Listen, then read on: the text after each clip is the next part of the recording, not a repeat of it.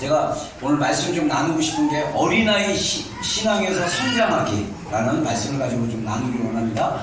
우리 한번 에베소서 4장 13절로 15절 말씀 우리 한 목소리로 한번 합독하겠습니다. 시작. 우리가 다 하나님의 아들을 믿는 것과 아는 일에 하나가 되어 온전한 사람을 이루어 그리스도의 장성한 분량이 충만한 데까지 이르니 이는 우리가 이제부터 어린아이가 되지 아니하여 사람의 속임수와 감사한 유혹에 빠져 온갖 교훈의 풍조에 밀려 요동하지 않게 하리라.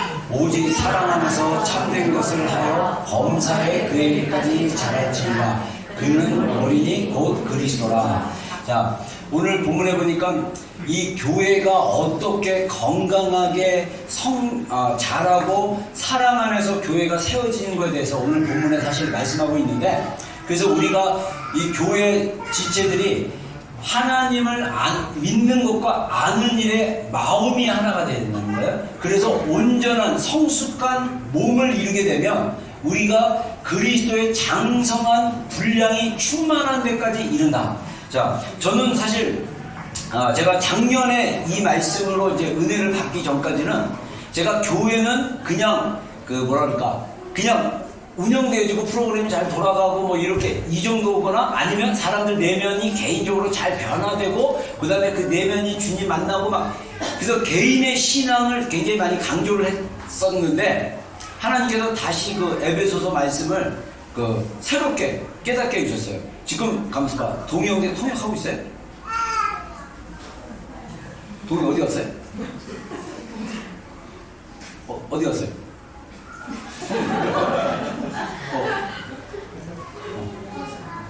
화장실 갔나? 아니야, 미안, 쏘리. 지금 기다리고 있으면 동영 한번 찾아주세요. 자, 그 다음에 그래서 하나님의 그 교회가 어떤 곳이냐면 하나님의 그 충만이 임하는 곳이라는 거예요. 그래서 우리 개인이 경험하는, 개인이 열심히 기도하고 열심히 하나님 찾고 또 섬기고 열심히 순종하고 하면서 경험하는 영적 수준의 분량이 있지만 또 그 개인이 속한 교회 안에 충만하게 임하시는 그 하나님의 충만함이 있어요. 여러분들 신앙생활 하면서 제가 늘 강조하지만 우리의 신앙이 종교생활이 되면 안 됩니다. 종교생활은 뭐냐면요, 그냥 의식적으로 사는 거예요. 예를 들면 여러분들 학교 가갖고 학교를 다녀야 되기 때문에 다니면 안 되는 거고, 학교 가서 새로운 것들을 배우셔야 되는 거예요.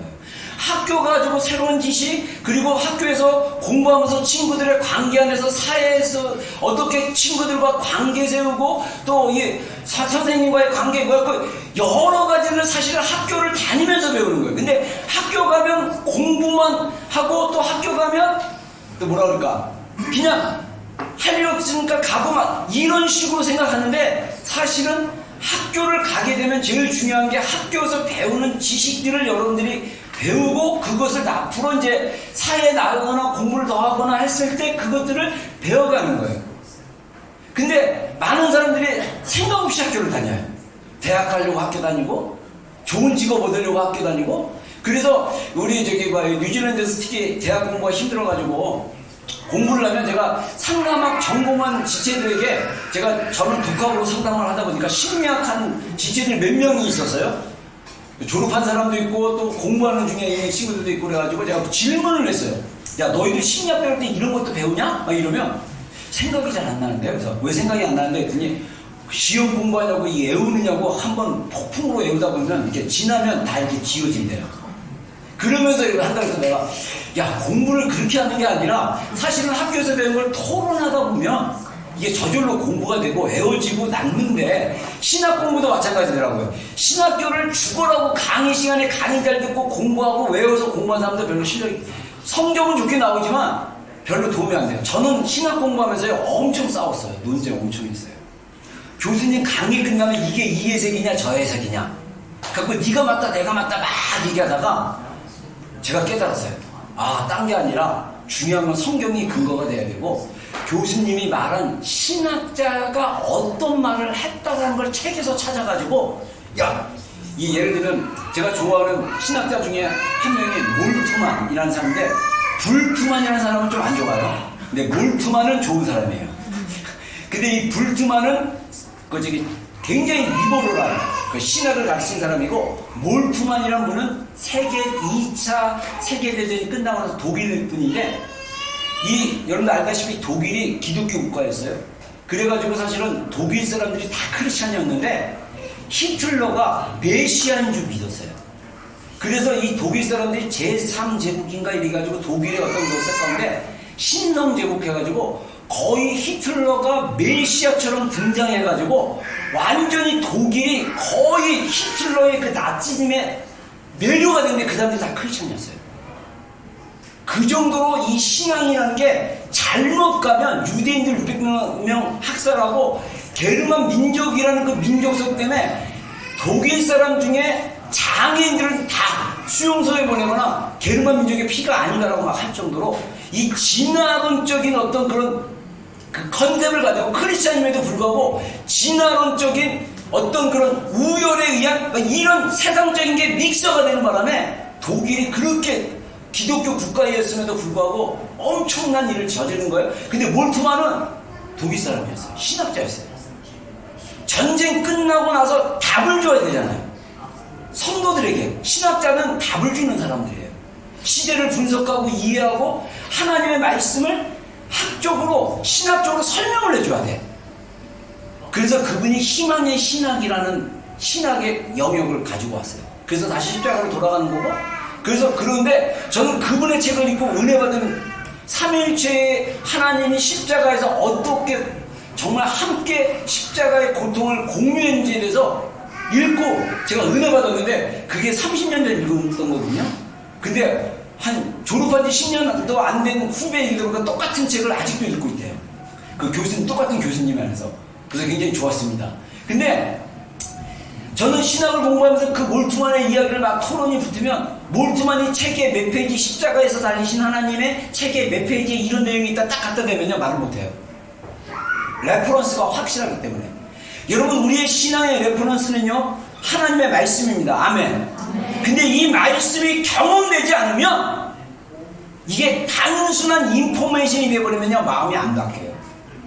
그게 종교가 되는 거예요. 독일 사람들 안에 정말 하나님을 믿는 것과 아는 일에 하나가 돼가지고 이들 안에 그리스도께서 주시는 그 충만함의 그 성도들이 있고 리더들이 있고 정치 리더들이 있고 목회자들이 있고 막 이랬다라면, 저는 그 히틀러의 등장이나 이런 거 정치적으로 막 가도 뭔가 정말 그 독일이 그 정도로 안 갈 정도로 막았을 수 있는 가능성이 있지 않았나 이렇게 생각합니다. 여러분, 우리가 은혜를 받는다는 건 뭐냐면요, 하나님이 신비하게도 미스테리하게 해서 우리에게 주시는 그 어떤 에너지예요. 그래서 은혜를, 제가 전에 은혜를 얘기할 때 은혜가 음식과 같다고 그랬고 은혜가 에너지와 같다고 그랬어요. 여러분, 우리 인간은요 반드시 에너지에 의해서 살게 되어 있습니다.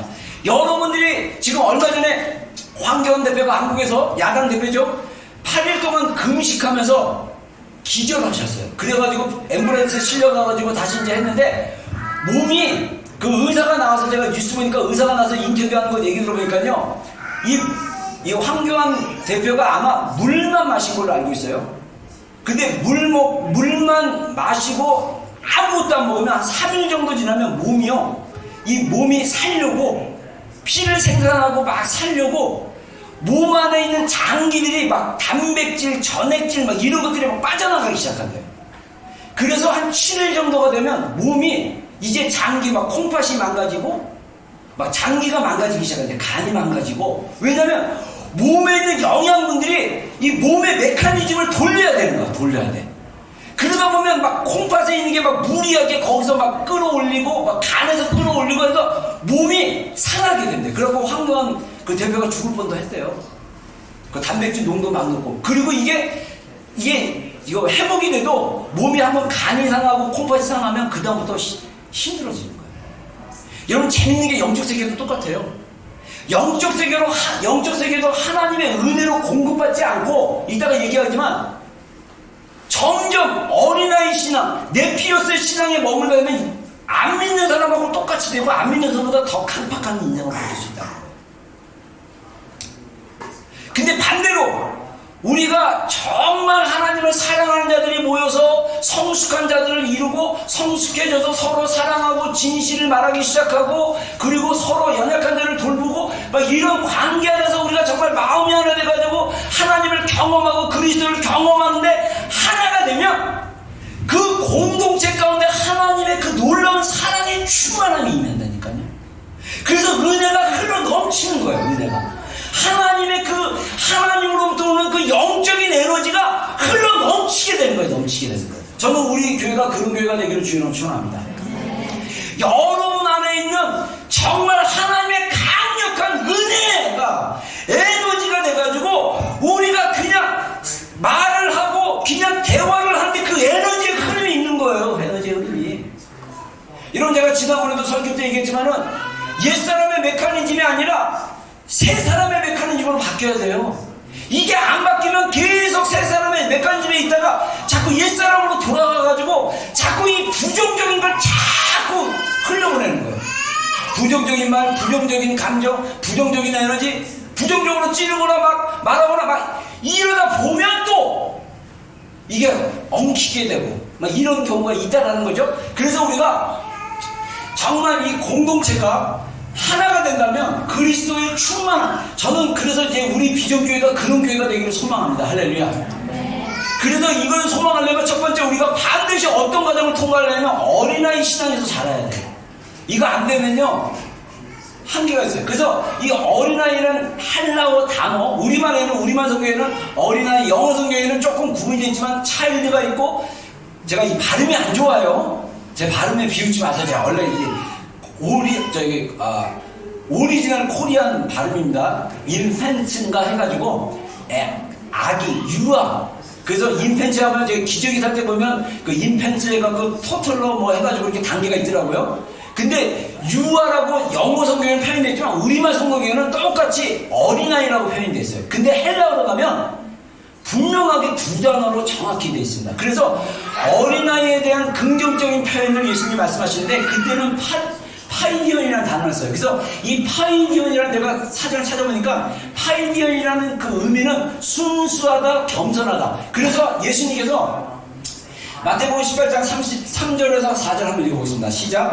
진실로 너희에게 이르노니 너희가 그리스도 어린아이들과 같이 되지 아니하면 결단코 천국에 들어가지 못하리라. 그러므로 모든 주들이 어린아이와 같이 자기를 낮추는 사람이 천국에서 승리하리라. 예, 자, 이 어린아이 같이 되어야 천국에 들어갈 수 있다. 여기서 이 어린아이는 헬라어 성경에 보면 파이디언이에요. 파이디언.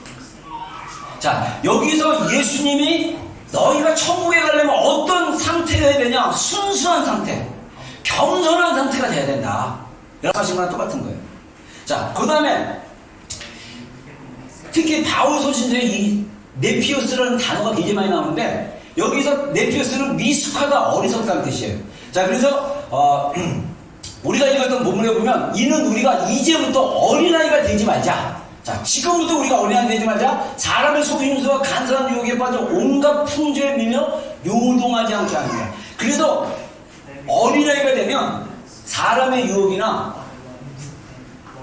그 교훈의 풍조, 이 썰들이 굉장히 많거든요. 그래서 그 썰에 의해서 휩쓸리기가 굉장히 쉽다는 거예요. 그래서 여기서 요동하다라는 그 헬라어 단어를 보면 파도처럼 물결이 인다. 그리고 바닷물이 출렁거린다, 그런 뜻이에요. 그래서 저는 이게 영적인 것과 정서적인 걸 같이 보면서 우리의 정서가 예수님의 보혈로, 우리의 내면이 예수님의 보혈로 정결하게 된 존재고 거룩한 존재고 이미 우리가 노력해서 사랑을 얻는 것이 아니라 우리는 존재 자체로 예수님의 보혈로 사랑을 입은 자라는 그 안정감이 없으면 어떤 일이 벌어지기 시작하냐면 마음이 요동치기 시작하는 거예요. 제가 우리 목회자들 얘기해보면요, 아직까지는 제가 그걸 경험하지 않았어요. 근데 저는 여러분들이 어린아이 신앙에 머물러 있으면 저도 10년 후에 15년 후에 그런 상을 겪을 수도 있어요. 뭐냐면 장로로 세웠더니, 교회 리더가 세웠더니 돌변하기 시작하더라. 그전에는 잘 얘기하는데 뭔가 결정하려고 했을 때 뭔가 자기 안에 건드려진 그게 안면 확 하고 이런. 그리고 또 하나 제가 예전에 했잖아요. 이거는 그냥 들은 얘기인데 이 권사님과 김 권사님, 이것도 가명입니다. 이 권사님과 김 권사님의 그 김치 소동 사건 아시죠? 네. 뭐냐면 교회에서 한국에 있었던 일인지 어떤지 모르지만 이거는 정말 영적으로 어린아이 수준의 성도들이 벌어지는 해프닝인데 이런 일이 우리 가운데 너무나 많다는 거예요.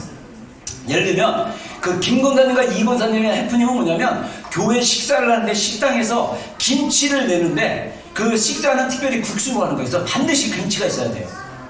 근데 순서로 다 권사님들이 김치 내고 그랬는데 원래는 누구 순서인지 모르지만 같은 주일에 이 권사님과 김 권사님이 동시에 김치를 가지고 왔어요. 그래서 내놓으면 그냥 같이 넣고 먹으면 되는데 서로 자기 김치를 넣고 먹게 해야 된다는 거예요.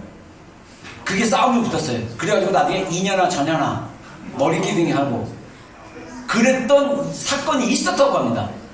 여러분 한국교회에서 많은 분들이 섬길 때 말가처럼 섬기지만 이 마음의 내면의 깊은 곳에서는 인정받고 싶은 욕구가 굉장히 강해요. 그래서 내 김치를 먹고 그러면 오늘 김치 맛있네? 어느 권사님이 김치 하셨어요? 김 권사님이에요. 그러면 권사님 오늘 김치가 너무 맛있어요. 그 얘기 너무 듣고 싶은 거예요. 그래서 자녀들을 팍 다듬어. 마늘 까! 장을 까! 이거 하래! 이거 교회 사람들 먹어야 돼! 막 이러면서 깊은 곳에서는 내가 인정받아야 돼. 목사님 오셔서 김 권사님 오늘 김치 너무 맛있었어요. 이거 인정받고 싶으니까 옆에 사람 다 볶는 거 빨리 하라. 손이 왜 이렇게 밀어 터지고. 미안합니다. 내가 이런 식으로 우리의 내면이 우리의 감정이 안정이 안 되면 파도에 밀리는 바다처럼 출렁거리기 시작. 이게 요동하는 거예요. 요동. 여러분 지금 우리 교회가 이제 엔드타임 거 얘기하면서 엔드타임 열렸지만 이 엔드타임의 티칭의 내용도 굉장히 다양합니다. 근데 이게 잘못 요동치기 시작하면요 난리가 나는 거예요. 그래서 제가 오늘 나눈 내용이 많기 때문에 빨리빨리 하겠습니다. 자, 그래서 이 네피오스의 신앙 상태 세 가지 얘기하겠습니다. 첫 번째는 뭐냐면 신앙의 연수에 비해서 말씀에 대한 경험이 부족할 경우는 네피오스로 남는다는 거예요. 그래서 아까 얘기한 대로 네피오스는 미숙하고 어리석을 정도의 영적 상태를 얘기합니다. 감정적 상태. 그리고 파이디오는 뭐냐? 겸손하고 순수한 상태예요. 저는 이게 사실 영적인 것과 내적인 게 같이 간다라고 생각하는 사람이에요. 그래서 우리가 신앙의 연수가 10년이고 20년인데도 불구하고 말씀을 이걸 삶 속에서 경험을 해야 되는데 경험이 없는 거예요. 지식만 있어요. 지식만. 자, 우리 히브리서 5장 12절로 13절 다 같이 한번 읽어보겠습니다. 시작. 때가 오래므로 되었으므로 너희가 마땅히 선생이 되었을 때문에 너희가 다시 하나님의 말씀에 초보에 대하여 누구에게서 가르침을 받아야 할 처지니 단단한 음식은 못 먹고 젖이나 먹어야 할 자가 되었도다. 이는 젖을 먹는 자마다 어린아이니 의의 말씀을 경험하지 못한 자요. 자, 의의 말씀은 뭐냐면 하나님이 말씀을 통해서 주신 하나님의 복음에 대한 의라고 생각해요. 여러분들 우리가 의롭다라는 것은 뭐냐면 공의롭다, 정의롭다, 의롭다라는 것은 어떤 행위나 어떤 모습으로 보여지는데 정말 의로움은 주님을 통해서 우리가 의로워진 거예요. 우리는 연약한 존재인데 예수님께서 우리 죄를 위해서 십자가에 돌아가시고 우리 목숨을 위해서 우리 영혼을 위해서 대신 목숨 대 목숨으로 값을 지불해서 우리를 구원해 주셨는데 이분이 우리로 하여금 의롭다고 하는 거예요. 이게 놀라운 거예요. 근데 우리가 하나님의 말씀을 읽는데 연수가 오래돼가지고 네가 이제는 성경에 대한 지식은 굉장히 많어. 그래서 네가 가르쳐야 될 수준인데 너는 어린아이처럼 젖만 먹는다. 왜? 하나님이 너를 사랑하시고 너를 새롭게 하고 너는 그래서 누가 너를 비난한다 할지라도 너는 하나님의 존재 앞에서 엄청난 귀한 존재야 라고 말씀하셨는데도 그 말씀이 내 안에 들어오지가 않으니까 누가 이렇게 말 한마디 하면 상처받고 누가 그냥 말을 막 하고 막 이런 걸로 우리가 상처받고 막 이러는 거예요. 저는요 골방에서 저를 정말 새롭게 하나님이 너무나 나를 사랑한다는 걸 깨닫고 나서 제가 우스갯소리로 목사님이랑 이렇게 얘기할 때도 제가 지난 주일날 얘기했지만 얘기할 때 뭐라고 막 저를 공격하는 느낌이 오면 전 딱 그래요. 하나님이 나를 위하시기 때문에 누가 나를 대적하려. 할렐루야. 상대방이 나를 대적을 안 하면 되는 거예요. 그리고 나도 상대방에 대해서도 그 사람이 하나님을 위한, 하나님께서 그 사람을 위한다면 내가 그 사람 대적하면 내가 하나님 대적하는 건 똑같은 거예요. 그래서 제가 하나님을 대적하는 사람이 되기가 싫어요. 그러면 어떻게 됩니까?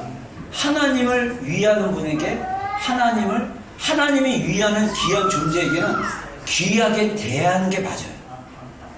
이게 영적인 원리예요. 의의 말씀을 먹지 못하고 경험하지 못했다는 건 뭐냐면 아직도 자기의 내면의 정체성이 하나님의 그 깊은 사랑을 경험하지 못한 거예요. 나 이게 너무 안타까워요. 우리 교회 안에 그렇게 복음에 대한 메시지가 풀어지고 가르치는에도 불구하고 이게 그리스도를 경험하는 지식, 그노시스의 지식이 아니고 자꾸 인포메이션만 듣는 게 안타까워요. 여러분, 하나님의 사랑을 경험하기를 주의 이름으로 축복합니다. 여러분, 깊은 하나님의 은혜가 음식물이라고 했는데 은혜 안에 또 은혜의 수준이 다를 수도 있어요. 그 수준이라 들으면 어떤 은혜는요, 단단한 식물과 같아요. 어떤 때는 하나님에 대해서 오해할 수도 있을 만큼 하나님에 대한 섭섭한 마음이 든다 할지라도 말씀을 다시 곰곰이 묵상하고 다시 말씀에 대해서 깊이 먹기 시작하면 내가 뭔가 잘못되고 내가 뭔가 감정적인 문제가 있고 내가 잘하면서 상처의 어떤 영역에 문제가 있기 때문에 내가 하나님의 은혜와 하나님의 사랑을 오해했구나를 또 경험할 수도 있어요. 이게 단단한 식물들을 먹기 시작하는 거예요. 우리 지체들이 정말 하나님의 사랑을 경험하지 못하고 여러분들 그 신앙으로 20년 되고 30년 되고 나중에 교회 안에서 리더 되고 권사님 되시고 안수집사님 되시고 장로님 되시고 또 막 그냥 교회 중요한 결정권자들이 되기 시작했는데 여러분들이 변하지 않으면 네피우스로 살면요 교회가 충만하지 못합니다. 저는 우리 교회 성도들이 정말 네피우스의 수준의 신앙이 아니라 성장하고 자라는 신앙이 되기를 주의로 축원합니다. 말씀을 경험하는 여러분들이 되기를 주의로 축원합니다. 하나님의 말씀이 여러분 안에서 깨달아지고 경험되어져서 여러분의 마음에 있는 그 마음의 에너지들이 살아나기를 시작하기를 축원합니다. 그래서 하나님의 에너지가 내 안에 흘러넘침으로 관용함과 용납함과 너그러움과 온유함과 부드러움과 사랑스러움이 계속적으로 내 안에 에너지로 형성돼서 사람들에게 될 때 친절하게 되고 인자하게 되고 정말 겸손하게 대하는 그런 공동체가 되기를 축원합니다. 아멘. 자, 그 다음에 두 번째 네피어스의 그 신앙은 뭐냐면 옛사람의 내면이 바뀌지 않는 거예요. 비슷한 내용이에요. 비슷한 내용. 자, 고린도전서 3장 1절로 3절 다 같이 읽겠습니다. 시작. 그들아 내가 신령한 자들을 미안함과 같이 너희에게 말할 수 없어서 주의 축한다. 곧 그리스도 안에서 어린아이들을 대함과 같이 하노라. 내가 너희를 젖으로 먹이고 밥으로 아니하였느니 이는 너희가 건강하지 못하였으니와 지금도 못하리라. 너희는 아직도 육신에 속한 자로다. 너희 가운데 시기와 분쟁이 있으니 어찌 육신에 속하여 사람을 따라 행하냐. 네. 자, 여기 고린도서의 그 말씀도 그렇고 아까 히브리서 5장의 말씀도 그렇고 어린아이가 다 네피어스예요. 헬라어로 보면 네피어스처럼 대한다. 근데 여기서 네피어스는 뭐냐면 너희가 육신에 속한 자라다 얘기했을 때 육신에 속한 자가 영어 성경에 보면 월들이에요. 월들이란 말은 뭐냐면 세상적인 그리스도인이라는 거예요. 세상적인 그리스도인이 뭡니까? 세상의 사고방식과 세상의 마인드로 사는 사람이에요. 여러분, 세상적인 교회를 다니고 예수님의 보혈로 예수님의 복음으로 새롭게 되고 정결게 되고 변화된 인생인데 생각과 마음의 감정의 상태가 변화된 것이 없으면 세상적인 수준에서만 산다는 거예요. 세상적인. 그래서 이 세상적인 수준에서는 뭐냐? 대표적인 게 뭐냐면 감정에 일어나는 그 대표적인 게 뭐냐? 시기와 분쟁이에요. 시기는 뭡니까? 배 아픈 거. 한국말로 얘기하면 잘 되면 속이 불편해. 누가 좋은데 취직했다, 누가 뭐 어쩌다, 집 샀다 막 그러면 이상하게 가슴이 아리고 찔리고 괴롭고 아파. 누가 일 잘해갖고 사장님한테 인정받아가지고 보너스 1,000불 받았대. 배가 막 아파. 막. 시기야. 회개하셔야 돼. 이 내면이 아직 덜 변화돼서 그래. 누가 집 샀대. 갑자기 일 잘해가지고 잘 됐대. 그러면 진심으로 와, 잘 됐네. 아, 역시 믿음이 좋아서 그런 거야. 열심히 크리스찬으로서 열심히 사니까 그런 게 인정받는 것 같아. 이렇게 정말 마음에서 우러러 나오는 건강한 반응이 있어야 되는데 내 마음에 시기가 난다, 질투가 난다. 이거 아직 내면이 덜 변화되셔서 그래요. 십자가로 가져가시기 바랍니다. 그래서 여러분들에게 그런 게 아니라 지금 내가 허공을 보고 얘기하고 있어요. 그런 사람들이 있다면 십자가로 가져가시기를 주의 이름으로 축원합니다. 분쟁은 뭐냐면요, 이 자기가 원하는 사람과 편을 먹으려고 하는 거. 편한 사람끼리 이 짝패가 돼가지고, 한국말로는 짝패인데 영어로는 메이트라고도 할 수 있는데 해가지고 다른 사람하고 친해진 걸 질투하고 막 그러는 거야. 나랑 친했던 사람인데 다른 사람에게 잘해주면 기분이 묘해. 얘는 나랑 친하는데 왜 쟤는 별로 안 친한 것 같은데 왜 잘해주고. 저같이 분쟁이 된 상태이기 때문에 자기에게도 잘해주고 남에도 잘해주면 얼마나 좋은 친구야, 그 친구가. 근데 그 친구가 반드시 나한테만 잘해줘야 되고 다른 사람한테 잘해준다. 그 분쟁하는 마음이에요. 분쟁하는 마음. 여러분, 우리의 감정을요, 여러분들 다루지 않고 이 감정을 하나님께 가져가서 변화시키지 않으면 이 감정이 더 더러워지고 더 악해지고, 우리는 태생적으로 태어날 때부터 우리는 유전자 자체가 타락한 아담의 유전자이기 때문에 우리는 본성적으로 육체의 욕심을 쫓아가고, 우리는 본성적으로 죄된 생각을 하고, 우리는 본성적으로 악한 것을 더 좋아하고, 본성적으로 어둠을 더 좋아하는 존재예요. 이 존재들을 어떻게 해야 됩니까? 십자가로 가져가서 정결케 되는 작업이 반드시 필요합니다. 이게 내면 치유예요. 이미 복음은 우리의 옛사람을 십자가에 못 박았다고 선언을 했어요. 근데 왜 저 자신도 마찬가지고 왜 내 안에 옛사람의 감정과 옛사람의 태도와 옛사람의 시스템이 올라오냐는 거예요. 이게 변화가 필요한 여정이라는 거예요. 그래서 우리의 영적 전쟁은요, 제가 영적 전쟁을 옛날에 몇 년 동안 공부하면서 영적 전쟁에 체험한 많은 영역이 있어서 영적 전쟁의 최전방 프론티어, 우리가 격렬하게 싸워야 될 영역은 뭐냐면 우리 마음이래. 우리 마음. 우리의 마음이 영적인 싸움이 엄청 치열하는 거예요. 우리 형제가 지금 공부하고 있는 그 어번던트 라이프, 풍성한 생명에서 사단이 우리를 크리스찬들이 영적으로 성장하는데 방해를 하는 방해 요소가 있는데, 첫 번째는 사단이고, 두 번째는 옛 본성이고, 세 번째는 세상이라는 거예요.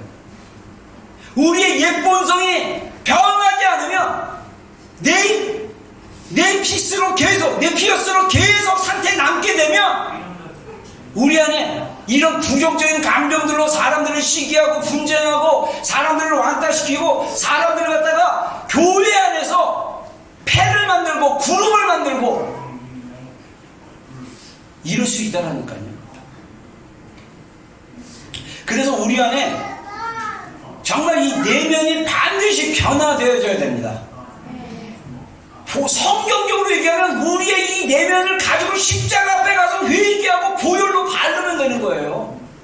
근데 이게 잘 안 되니까 구체적으로 상담학 기술을 통해서, 상담학 방법들을 통해서 여러분들에게 여러 가지 방법들을 알려주려고 하는 거예요. 자, 그 다음에 세 번째로 이방인의 마음의 상태와 비슷하기 시작한다는 거예요. 저는 이게 이제 저주의 시스템 안에서 이제 저주로 사는 삶이에요. 자, 여기 보십시오. 17절, 우리 에베소서 4장 17절로 19절 다 같이 읽겠습니다. 시작.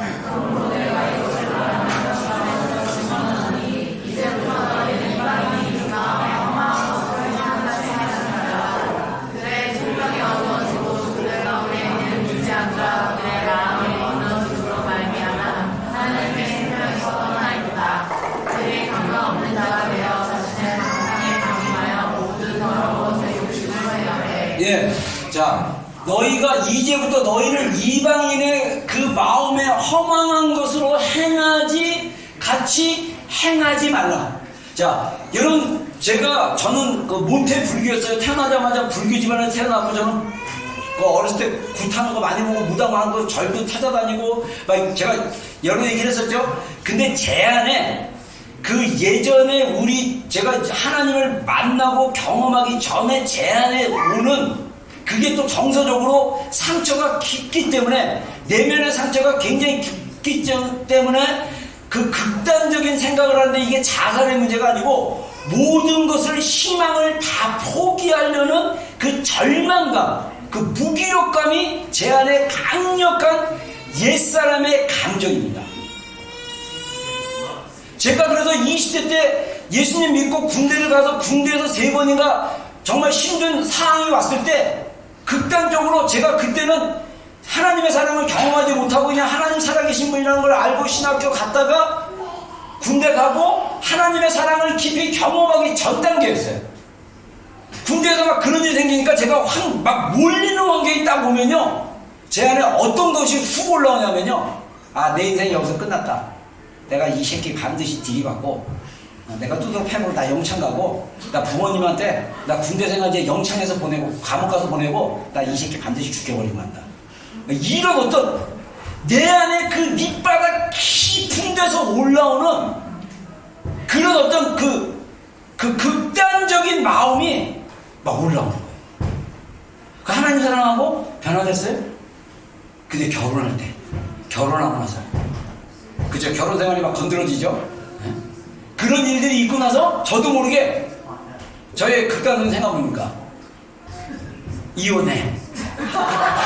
근데 알고 봤더니 제가 무책임한 사람이야. 아버지로부터 그런 생각을 가질 수도 있다는 거예요. 여러분, 제가 여러분들 이제 우리 청년들이 결혼해서 애 낳고 가정을 이루고 자녀를 키우는 모습을 보면서 제가 그전에는 상담하고 좀 더 깊이 경험하기 전까지, 공부하기 전까지 몰랐어요. 이게 왜 이런 극단적인 생각과 극단적인 말들이 막 터져 나오는지를 몰랐어. 원인을 보니까 내 예전에 예수님을 믿기 전에 어렸을 때 형성된 감정과 그 사상과 그거라는 거예요. 그게 여전히 남아있으니까 터지는 거예요. 근데 감사하게도 하나님이 다시 새롭게 내면을 새롭게 하셔가지고 몇 번의 치유의 과정을 통해서 하나님이 극단으로 가는 과정을 막으시기 시작했어요. 그러면서 제가 상담할 책을 읽어보니까 이 치유를 못 받으면, 내적인 치유를 못 받으면 극단적인 생각을 한다는 거예요. 저 사람이 나를 사랑하지 않으면 나를 버린 거라고 생각해요. 이게 극단적인 생각이야. 아니, 사람이 늘 사랑할 수는 없잖아, 그쵸? 자매들이요, 그래요 안 그래요? 남편이 사랑하지 않는 것처럼 보일 수도 있고, 그때 순간에는 사랑의 감정이 없을 수도 있어요. 그런다고 여러분들은 싫어하거나 미워하거나 버리는 게 아니야. 근데 자매들의 상처가 깊으면 어떻게 생각합니까? 저 남자는 나를 결코 한 번도 사랑한 적이 없어. 의심하기 시작하고, 저 사람의 사랑은 진짜일까 가짜일까, 그러면서 추적을 하기 시작합니다. 그 사랑의 연애의 과정을 하면서 그때 그 실수를 보면서 맞아, 나를 사랑한 적이 없어. 이게 왜 그렇습니까? 이방인의 허망한 마음 속으로 계속 들어가면요, 이 극단적으로 나갑니다. 여러분, 우리 안에 예수님을 인격적으로 만나기 전에, 우리 안에 예수님을 정말 예수님의 그 사랑으로 변화되기 전까지 우리 마음속에 여전히 남아있는 모태신앙, 이거는 여러분들 오해하지 마세요. 모태신앙이고 목회자 자녀고 중직자의 자녀라고 이게 없는 게 아니에요. 인격적으로 우리가 예수님을 어느 정도 나이에 대해서 인격적으로 결단하고 생각하고 고백했을 때 그분을 인격적으로 믿고 변화되기 시작하면서 우리의 마음이 정말 날마다 주님이 주신 의와 거룩함과 새로움으로 날마다 그리스도를 닮아가는 모습으로 바뀌는 과정 가운데 나가지 않으면 우리의 마음이 네피로스의 신앙의 수준에 머물다가 이게 20년 되고 30년 되고 40년 되고 50년 되다 보면 이방인의 허망한 마음 안에 머무는 거예요. 내 상처받은 그 상태에서 계속 머무는 거예요. 제가 청년 때 저에게 영적으로 영향을 주신 좋은 사역자들이 있습니다. 어떤 목사님 같은 경우는 제가 청년 때 그분 전도사님 시절에 너무 예수님을 너무 많이 사랑하셔가지고 제가 그때 예수님의 사랑을 경험하지 않았던 시기이기 때문에 그냥 그분이 기도하는 모습 보고 막 예수님 이름 부르면서 막 우는 모습을 보고 제가 충격을 받았어요. 와, 예수님을 사랑하는 감정이 무엇이길래 저분은 저렇게 우시나. 그리고 제가 청년 시절에 저분에게 어드바이스를 얻으려고 연애에 대해서 뭐하다면 내가 찾아가고 정말 존경에 맞이하는 분이었어요. 근데 이분이 이제 은퇴한 시기가 가까워졌는데 깜짝 놀란 거는 이분의 순수한 마음이 더 증가되고 더 풍성해진 게 아니라 그때 있었던 그 수준에서도 조금 낮아진 느낌? 그래서 약간 경직되어지고 목회에 열매도 있고 나름 이렇게 하는데 제가 그걸 보고 야, 마음은 계속 갖고 와야 되는구나. 마음은 계속 새로워져야 되는구나. 마음은 계속적으로 주님의 은혜 안에서 새롭게 되지 않으면 옛날 은혜 받은 수준에서 머물고 있으면 변화가 일어나기 어려워요. 제가 옛날에 받았던 은혜의 사랑으로 지금 그 미천으로 하고 있지만 그 수준에 머물면 제 안에 생명이 없어요. 계속적으로 날마다 주님을 경험하고 날마다 주님의 은혜 안에 가려고 하고 은혜 안에 들어가는 신앙이 되어야만 합니다. 할렐루야.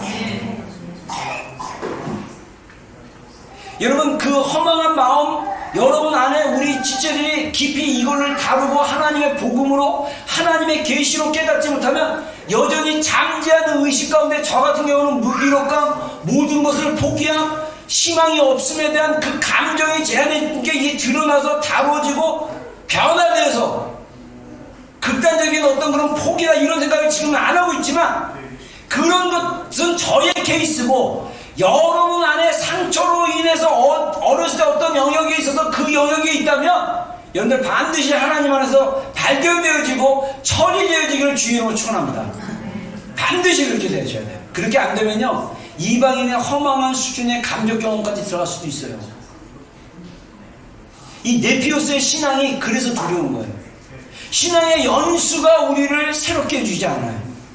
그 신앙의 연수만큼 우리가 주님 앞에 결단하고 나가서 주님의 은혜를 계속 공급받아야 됩니다. 여러분, 하나님께서 저한테 감동을 주셔가지고 지난 9월부터인가 우리 성도들이 정말 극단적이 아닌 급진적 레디컬한 정말 예수님을 사랑하는 신부로서 그 마음과 영성과 삶을 유지해 나갈 수 있도록 어떻게 시스템적으로 또는 교회 공동체적으로 도와줄 수 있을까 생각해가지고 제가 홀리위크를 하나님의 아이디어로 홀리위크 만들고 일주일만큼은 우리가 정말 전심으로 주님께 좀 집중하는 시간이 되자. 그리고 그게 날마다 일반적인 삶에서 힘드니까 주말에는 모여서 기도하자. 그래서 제가 여러분의 마음에 정말 불을 붙이고 싶어가지고 부흥회라는 심령 부흥회, 마음에 불을 붙이는 부흥회라는 이름을 가지고 한 달에 한 번씩 하자. 나도 대충 넘어가고 싶어. 그냥 주일 예배 열심히 나오는 것만 관리하고 그러고 싶은 마음도 없지 않아 있지만 그렇게 하라고 계속 권면하는 이유가 뭡니까? 내면의 변화로 여러분들이 계속적으로 주님의 은혜 안에 들어갈 수 있도록 도와주기 위한 거예요. 그런 취지입니다. 여러분들이 참석 안 하고 못하고에 대한 판단이나 비난이나 불평이 아니고 안타까움으로 이해해 주세요. 안타까움. 같이 갔으면 좋겠는데 라는 안타까운 거.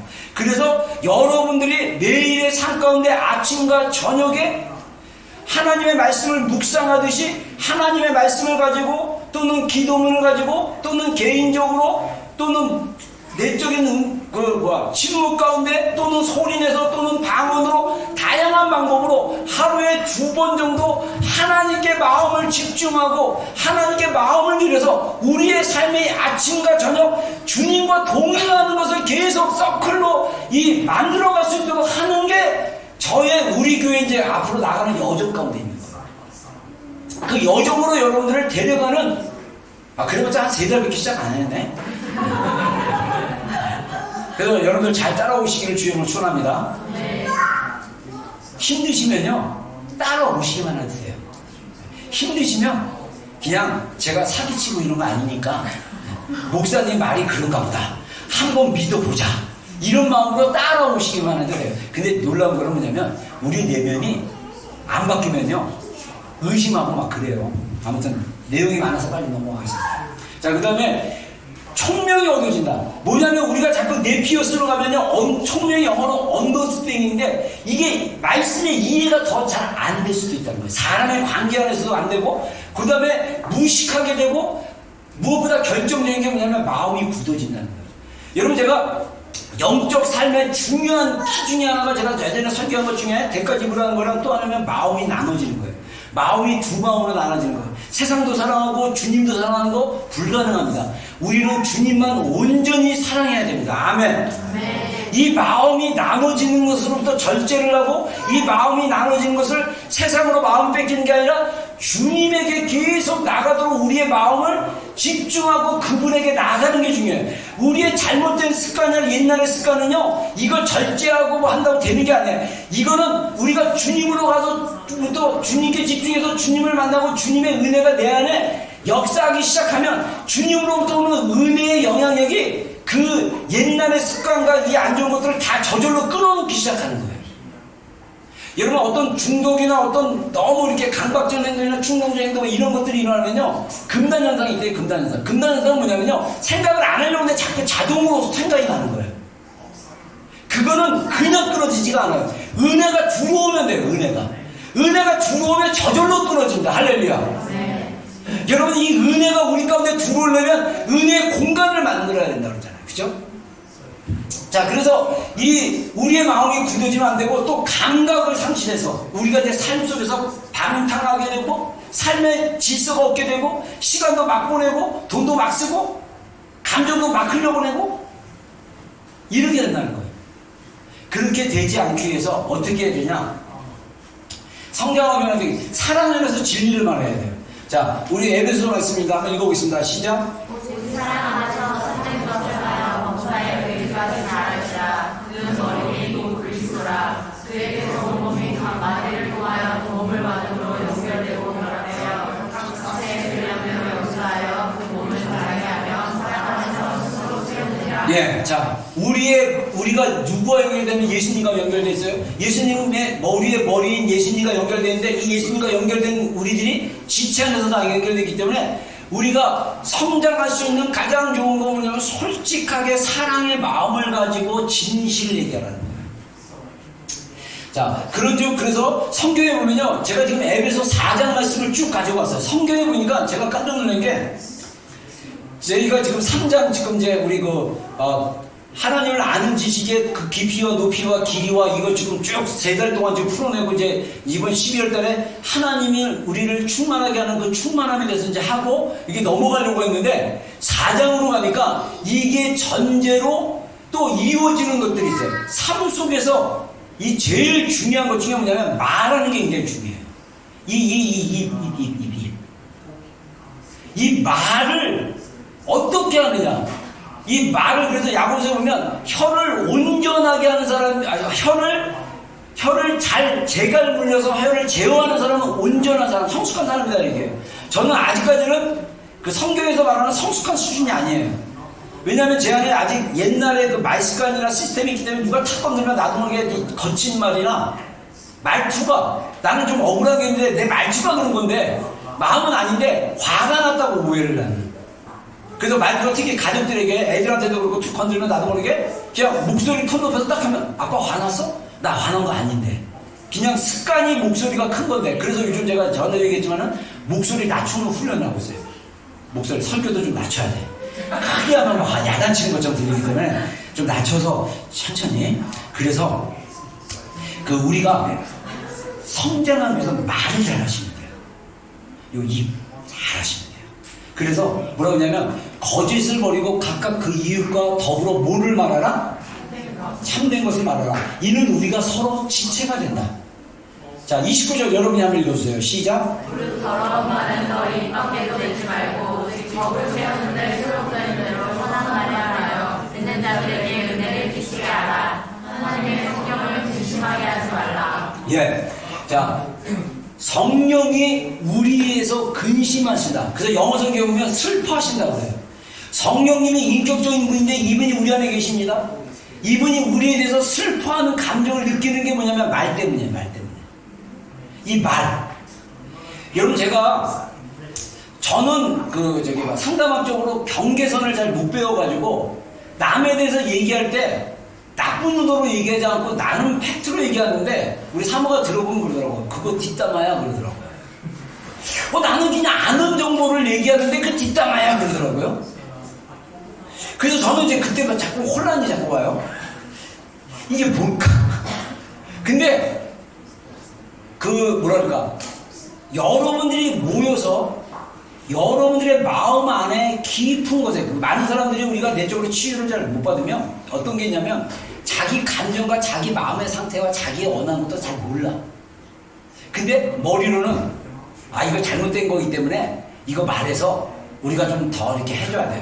그러면서 본인이 불편한 건데 안 그런 것처럼 좋은 거를 개선하는 것처럼 해서 이렇게 뒷담화로 만들어서 까는 거, 이런 것들이 더러운 말이라고. 그 성령님이 슬퍼하세요. 여러분, 저는 여기서 더러운 말이 욕하는 말이고 이런 말 이런 것도 있지만은 저는 여기서 성령님이 교회 안에서 슬퍼하는 말은 뭐냐면 다른 지체나 어떤 사역자나 이런 사람들에 대해서 뒷담화하는 거를 성령님이 슬퍼하세요. 근심하세요. 왜냐하면 그거는 듣는 사람에게 독을 먹이는 게 되기 때문에. 그래서 잠언서에 보면 남의 뒤에서 험담하는 자의 말은 먹을 때 뱃속에서 달게 느껴진다고 했어요. 근데 마귀가 교회를 분열시키고 교회 지체 안에서 또는 친구들 지체 안에서 그 관계를 깨는 전략이 뭐냐면 그 사람에 대해서 부정적으로 말을 하기 시작하는 거예요. 그리고 우리 안에 어머니나 여러분들 가족들 안에 이 죄성이 좀 이렇게 농도가 깊은 분이 있어요. 이 말로써. 그래서 그 말로 이게 홀이다 그러나 미혹하게 하면서 나이스하게 보이게 하면서 그 어두운 독을 다람으로 먹이는 이 입술에 빅마우스가 있는 분들이 있어요. 그럼 나도 모르게 그거를 배워가지고 상대방에게 듣는 사람들에게는 나는 괜찮은 사람인데 이 사람에 대해서 좋게 얘기한 것 같지만 마음 안에는 그 쓴뿌리와 그 죄를 가지고 살짝 이렇게 비꼬면서 막 하는데 중요한 건 뭐냐면 우리가 말한 대로 우리 안에 에너지가 있단 말이에요. 이 부정적인 에너지를 말에 담아가지고 전달을 함으로써 그 사람은 얼떨결에 그걸 받아먹고 같은 생각을 갖게 되고 부정적으로. 제가 여기서 사역하면서 저도 몇 번 그랬어요. 어떤 목사님이 A라는 목사님에 대해서 안 좋은 얘기를 너무 많이 했어. 내가 바보같이 그걸 듣고 있었어. 그러다가 그분은 난 만나본 적이 없는데 어느 날 만났어. 벌써 부정적인 생각이 내 안에 다 들어왔어요. 그래서 그분을 대할 때 내가 약간 경계를 해요. 그분이 왜냐? 안 좋은 얘기. 저에 대한 소문도 되게 많이 안 좋게 난 적이 많아요. 그분들은 또 이제 이렇게 했는데 이게 그래서 사람에 대해서 모르면 그래서 원칙을 세워야 되는 게 그 사람에 대해서 깊이 모르면 그 사람에 대한 부정적인 마음 절대 하지 않으셔야 돼요. 그리고 말을 할 때 아까 얘기한 대로 진실한 걸 참된 것을 말하는 훈련은 뭐냐면요, 솔직한 자기의 감정을 얘기하면 돼요. 이 사람이 이렇게 했는데 이래서 내가 기분이 나빠가지고 내가 그 기분을 얘기하는 건 괜찮아요. 솔직한 감정을 얘기하니까. 그러면서 상대방을 공격하지 않으면서도 내 감정을 충분히 얘기하고 억울함을 얘기할 수는 있다고 생각해요. 그러나 내 감정은 숨겨진 채 내 감정은 가려지고 그 다음에 나는 나이스한 사람처럼 보이려고 하면서 하는 거는 굉장히 이거는 안 좋은 일이에요. 우리 지체들이 그런 지체들이 없는 줄로 알고 있는데 여러분들 그래서 우리가 항상 말을 할 때 내가 진실함으로 말을 하고 있느냐 아니면 내 안에 이 안 좋은 그런 어떤 더러운 것을 숨기면서 말을 하고 있느냐를 여러분들이 하셔야 돼요.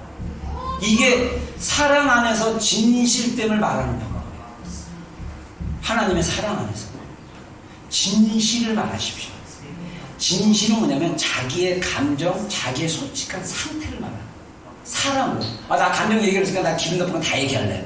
그래가지고 다른 사람에게 쏟아붓는 거는 사랑으로 말하는 것이 아니고, 사랑을 전제로 내 감정을 솔직하게 나누는 공동체, 이게 우리 사랑의 공동체가 돼야 됩니다. 이렇게 됐을 때 우리의 그 안에 네피오스에서 오는 미성숙함, 그런 것들로 우리가 벗어날 수 있다는 거예요. 자, 그래서 우리가 왜 그러면 진심을 말하지 못하는 근본적인 이유가 있다는 거예요. 그래서 제가 상담학 책에 보니까 우리가 가정 안에서 부정적인 그 룰들이 있다는 거예요. 자, 그게 뭐냐면 너의 느낌은 감춰라, 화내지 마라. 제가 우리 애들한테 화내는 거, 우는 거 되게 싫어했어요. 울지 마라. 내가 우리 애들 맨날 울지 마, 시끄러워, 울지 마.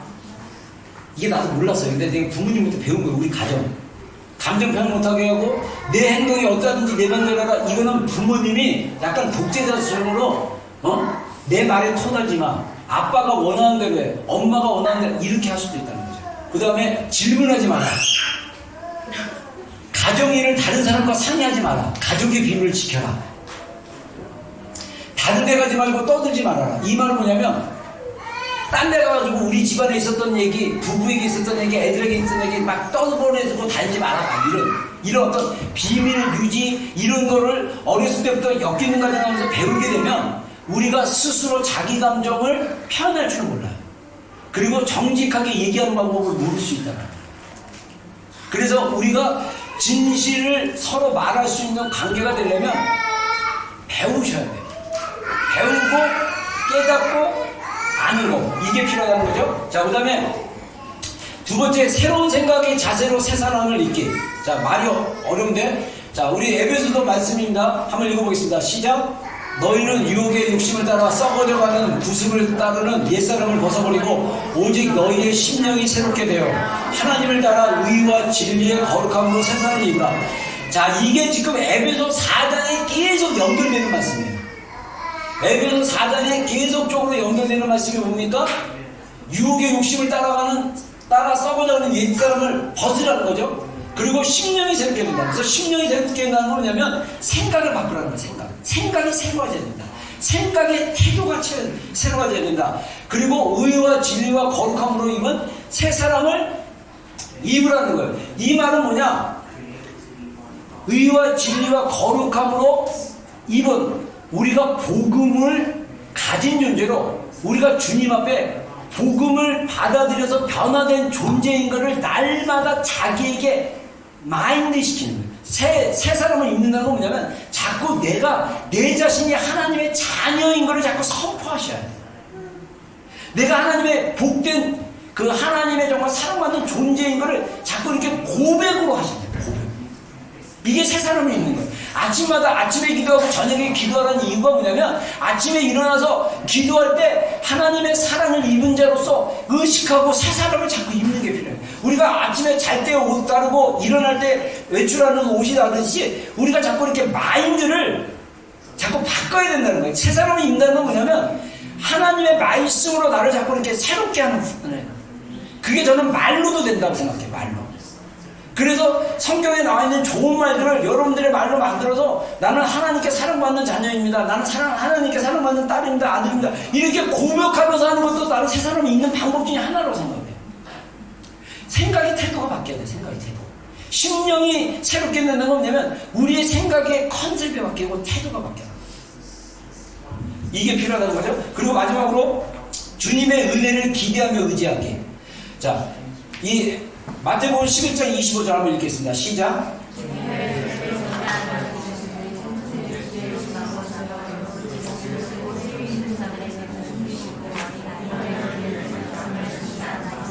네. 제가 어제 그 헬라어 사전 두꺼운 거 막 찾았고 그런데 마태복음 11장 25절에 예수님께서 이 아이들을 위해서 기도하는 그 내용이 네피우스가 되는 거예요. 근데 이게 해석이 안 되는 거예요. 이 파이디언이 긍정적인 순수함, 경선함을 얘기하는데 왜 예수님은 마태복음 11장 25절에 그 아이들에게 나타내 보이신 것에 대해서 감사하다고 기도를 했을까? 근데 하필이면 네피오스를 했을까? 여러분 히브리서에 보면요, 믿음의 그 이야기 쭉 나오면서 모세가 그 믿음으로 그 모세의 부모가 모세가 아기였을 때 그 이렇게 뭐 방주에 담은 얘기가 나는데, 그래서 모세가 어린 아이였을 때 했을 때 그 단어도 보니까 파이디온이었어요. 저는 그 전까지는 이 언어의 의미를 모를 때는 파이디온은 어느 정도 이게 나이 5, 6살 먹는 수준의 나이고, 그 네피오스는 완전히 갓난아기 정도의 그 연령대로 생각을 했었는데 헬라어서는 그렇게 구분을 안 하더라고요. 근데 마태복음 11장 25절에 부정적으로 표현한 단어인 이 구절이 써있는 거 보고 제가 뺐어요. 그리고 오늘 아침에 일어나서 기도하고 샤워하고 이제 말씀 이제 또 마무리 해야겠다는데 샤워하는 중에 이 말씀이 딱 기억나더니 어떻게 생각이 딱 드냐면, 아, 우리가 네피오스의 신앙의 수준에 있어도 희망이 있구나. 주님이 우리를 깨닫게 해주시는구나. 주님이 우리에게 은혜를 주시는구나. 그걸 깨달았어요. 그래서 마태복음 11장 25절 앞을 보니까 어떤 구절 위에 이 기도가 나오냐면, 예수님께서 거라사, 그 다음에 그 벳세다, 가버니아 이 세 개의 도시를 저주하기 시작했어요. 가버나움아, 벳세다야, 내가 너희들에게 행한 기적을 소돔과 고모라에게 행했더라면 그들이 회개하고 나에게 돌이켰을 거다. 이러면서 예수님께서 사역하면서 많은 기적과 이적을 행한 도시들을 막 책망하는 말씀을 하시고 나서 이 25절에 기도를 하신 거예요. 여러분, 저는 이걸 어떻게 하나님의 것으로 받아들였냐면, 우리가 신앙의 연수가 오래됐음에도 불구하고 아직도 네피오스의 상태에서 우리가 주님을 이렇게 따라가고 있을 때 하나님이 이런 우리의 그 연약함에도 불구하고 하나님 자신을 우리에게 보여주시는 분이라는 거예요. 그래서 우리가 주님의 은혜를 기대하라는 거예요. 그래서 주님의 은혜를 의지하며 나가기를 주의 이름으로 축원합니다. 그래서 간단하게 얘기하면요, 여러분들 설교를 할 때 설교에 집중하시면 되고요, 예배 시간 늦지 않기 위해서 집중하시면 되고, 찬양할 때 찬양에 집중하시면 되고, 기도할 때 기도에 집중하면 돼요. 그래서 우리의 마음이 그 짧은 시간이라도 자꾸 하나님께 향하는 훈련을 하고 계속 하나님께 향하기 시작한다면 하나님이 그 마음 가운데 은혜를 계시해주고 은혜를 부어주기 시작하면, 우리가 그 은혜를 계속 받아 먹으면 어떻게 됩니까? 변하기 시작하는 거예요.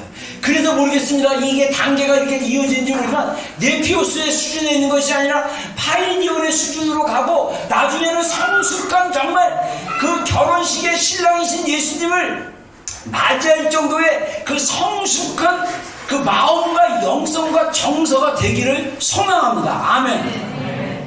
몸은 20대고 30대인데 마음은 2살 먹은 애야. 그래서 주님이 원하면, 나 주님 삐졌어요. 예, 제 꽃다발은 이렇게 작고 제 꽃다발은 이렇게 커요. 이런. 맨날 그렇게 산다고 생각해서. 근데 결혼식에 온 거야. 그런 상태에서 우리가 주님과 혼인연체 들어간다고 생각해보세요. 여러분, 저는 여러분들에게 소망을 갖습니다. 아멘.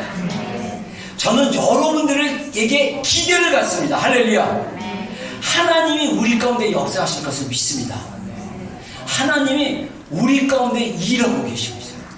제가 올해 너무 감사한 게, 올해도 이제 한 달밖에 안 남았는데 제 사역을 리뷰를 하면서 보면 그런 어떤 뭐랄까, 하나님께서 우리 가운데 일하고 계시고 역사하고 계시고, 하나님이 실제로 막 우리들 사이에서 감정에서 그 관계 안에서 일하고 있는 게 보이고 느껴져요. 그래서 우리가 정말 성령으로 동행하는 삶이라고 그러는데, 우리가 정말 성령으로 동행하는 삶을 살고 주님의 음성을 잘 듣고 주님과 주님의 마음으로 나가기 시작하면 주님이 우리 가운데 어떻게 역사하시는지 우리가 보게 된다. 하나님이 지난 주일날 사실은 이 얘기를 하라는데 제가 까먹고 못했어요. 주님이 그런 감동을 줬어요. 설교 끝날 쯤에. 근데 제가 까먹고 못했어요. 어떤 감동이냐면, 여러분들을 너무너무 사랑하고 축복한다는 그래서 하나님이 우리를 기뻐한다는 거. 할렐루야. 예. 자, 우리 네피어스의 신앙에서 벗어납시다. 할렐루야. 예. 자, 그래서 정리하면 딱 이렇게 세 가지, 말씀 경험 부족, 변하지 않는 거, 또 이거 이방인의 상태로 막 가는 거, 근데 변화되는 거, 사랑 안에서 진실을 말하기, 그 다음에 새 사람을 잊기, 그 다음에 주님의 은혜 기도하고 의지하기. 자, 기도하겠습니다. 자, 우리 원래 찬송가 하나 간단하게 하고 우리 좀 기도하는 시간 갖겠습니다. 찬송가 끝나고 기도하는 시간에 그 저기 찬양 틀어주세요. 우리 장집사님들 좀 기도하게. 자, 예수 십자가에 흘린 피로써 우리 박수 치면서, 자, 십자가에, 예수 십자가에, 예수 십자가에 흘린 피로써 그대는 신기어 있는가. 더러운 내 이게 하는 능력에 그대는 잠기하는가. 예수의 보혈로 그대는 신기어 있는가. 마음속에 여러 가지 죄악이 깨끗이 신기어 있는가. 주 예수와 만나서 늘 함께 그대는 행복을 하는가. 아무 때나 어디서나 그대는 십자가 붙고 있는가. 예수의 보혈로 그대는 지키어 있는가. 마음속에 여러 가지 죄악 신기어 있는가. 주님 예수 다시 올 때 그대는 영접할 예복이 있는가. 그대 몸은 거룩한 곳 천국에 들어갈 준비가 됐는가.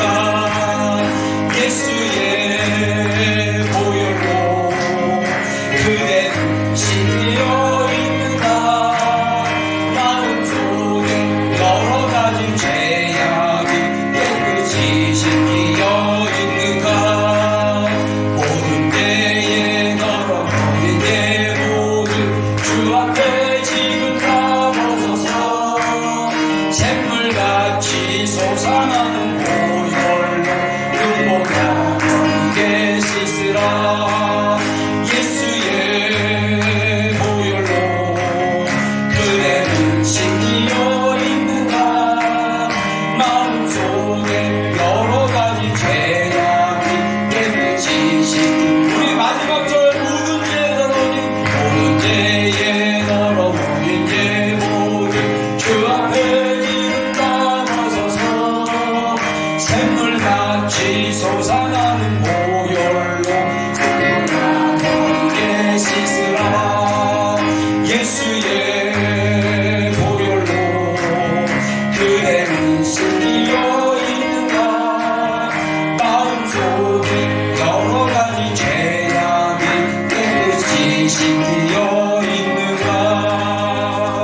아멘. 아멘. 우리 한 5분 정도 우리 찬양 들어주세요. 5분 정도 우리 함께 좀 기도할 시간 갖겠습니다. 하나님이 우리에게 은혜를 부어주시기를 원합니다. 하나님이 이 시간 은혜의 그 놀라우신 것들을 우리 마음속에, 우리 감정 속에, 우리 생각 속에 넣어주시기를 원합니다. 우리가 정말 겸손한 마음으로 주님 앞에 나아갑시다. 여러분, 우리가 하나님 앞에 회개할 영역들이 있다면 회개하십시오.